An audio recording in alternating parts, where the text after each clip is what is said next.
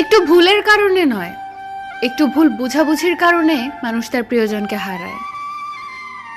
জীবনে কোনো কিছু শিখতে হয় মাথা নিচু করে, আর বাঁচতে হয় মাথা উঁচু করে।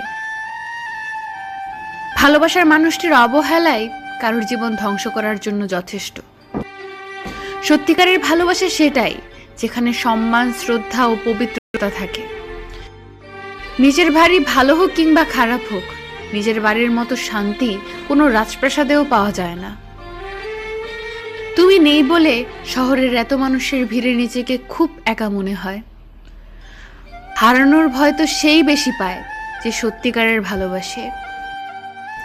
আগের মতো সবকিছুই আছে, আমিও আছি, তুমিও আছো, কিন্তু নেই সেই আগের মতো ভালোবাসা। না পাওয়া কিছুর জন্য কষ্ট হয় না, কষ্ট হয় পেয়ে হারানোর জন্য। আমার কষ্টটা যদি তুমি সত্যিই বুঝতে, তাহলে এভাবে আমাকে কষ্ট দিতে না। হয়তো কখনো একদিন তুমিও জানবে আমি জন্মেছিলাম শুধু তোমার জন্য। কারো অবহেলা পাওয়ার চেয়ে একা একা থাকা অনেক ভালো। একা থাকা অনেক ভালো, কারণ একাকিত্ব কখনো বিশ্বাসঘাতকতা করে না।